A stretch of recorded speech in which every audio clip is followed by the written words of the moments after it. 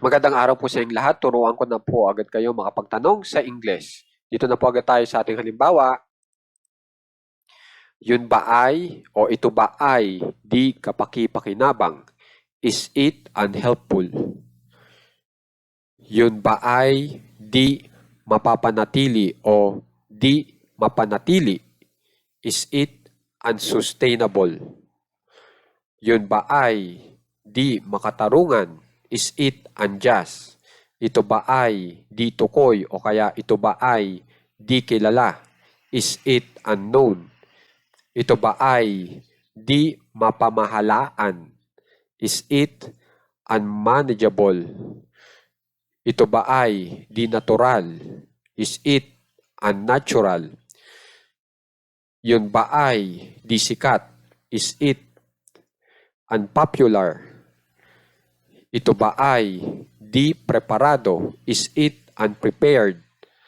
Yun ba ay di produktibo? Is it unproductive? Ito ba ay walang patunay? Is it unproven? Yun ba ay di pirmi? Is it unstable? Ito ba ay di angkop? Is it unsuitable? Ito ba ay di nakakaakit? Is it uninviting? Ito ba ay di nasubukan? Is it untested?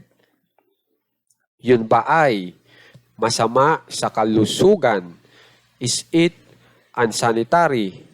Ito ba ay di maayos o kaya ito ba ay di malinis? Is it untidy?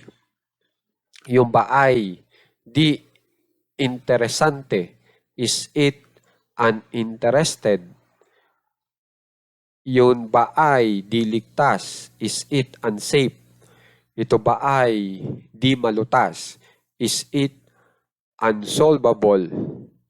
Ito ba ay di makatotohanan? Is it unreal? Pag isinusulat nyo po yung ating tanong, maglagay po kayo ng tandang pananong o question mark sa dulo, tanda na tayo ay nagtatanong. Okay po?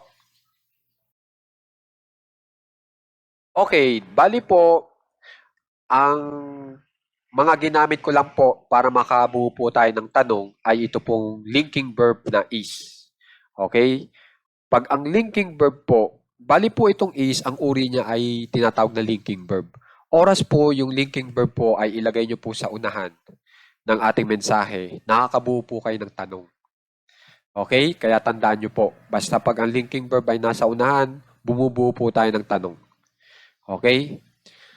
So, yung is, nasa unahan kasi gusto ko pong gumawa ng tanong o bumuo ng tanong. Tapos, ang isusunod ko po dyan ay yung subject o yung pinag-uusapan. At ang ginamit ko po ay itong it. Na ang ibig sabihin, itinuturo ko lang po yung ating pinag-uusapan. Gamit po itong yun o ito. Okay? So, yung yun o ito, yan yung ating pinag-uusapan. Itinuro lang po natin gamit itong yun o ito na sa English ay it. Ngayon, yung tinuturo po nating bagay gamit itong yun o ito ay isang bilang lamang. Okay? Kasi po ang it ay pang-isahang bilang lamang na pinag-uusapan. Okay? So, dahil po dyan, pwede po yan i-partner o ipareha dito sa is. Kasi ang is po ay nangangailangan ng subject o pinag-uusapan na isa lang ang bilang. Kaya valid po silang dalawa na magkapareha o magka-partner. Is it. Tapos tandaan nyo po, ito pong is ay ginagamit para ang maitanong po natin ay pang ngayon. Okay? Gusto nyo malaman kung yung bagay na tinuturo nyo ay di kapaki-pakinabang ngayon. Okay? Oras po itong is ay palitan nyo ng was na maaari rin pong i-partner sa it. Yung WAS, magiging was it. Ang tinatanong nyo naman po ay pang noon. Kung noong panahon na iyon ay yung bagay na tinuturo nyo gamit itong yun o ito ay di kapaki-pakinabang.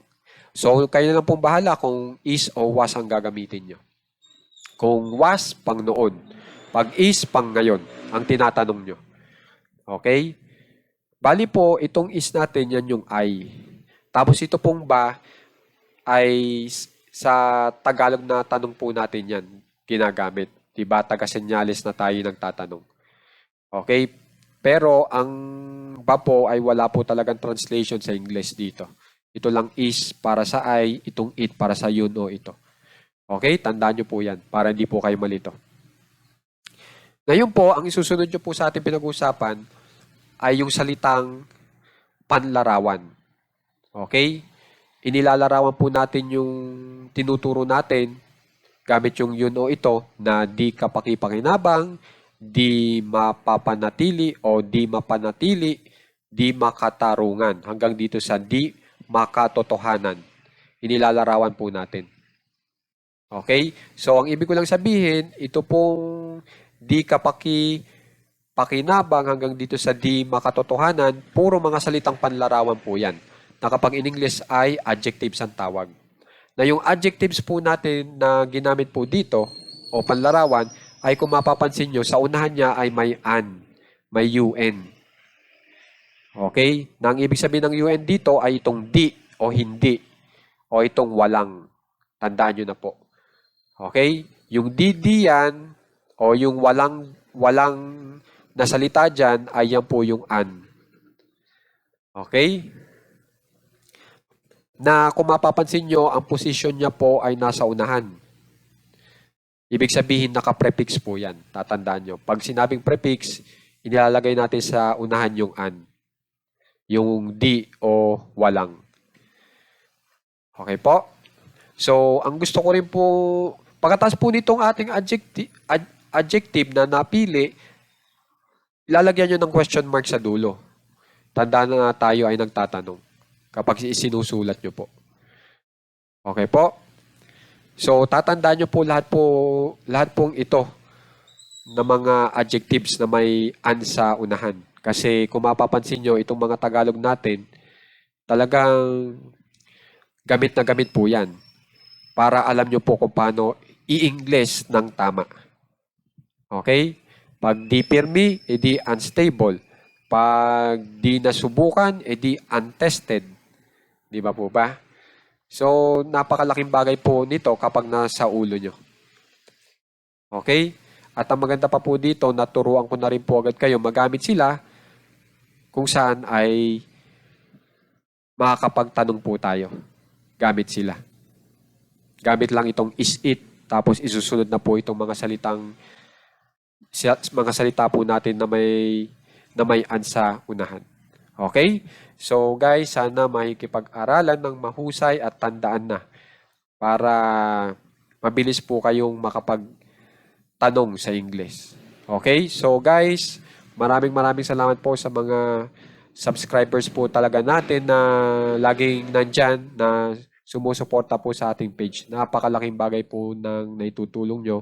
At ganun din po dun sa mga nag-share para makita rin naman po ng iba itong ating mga videos at saka sa mga nagla-like. Maraming salamat po sa suporta at laging nanonood.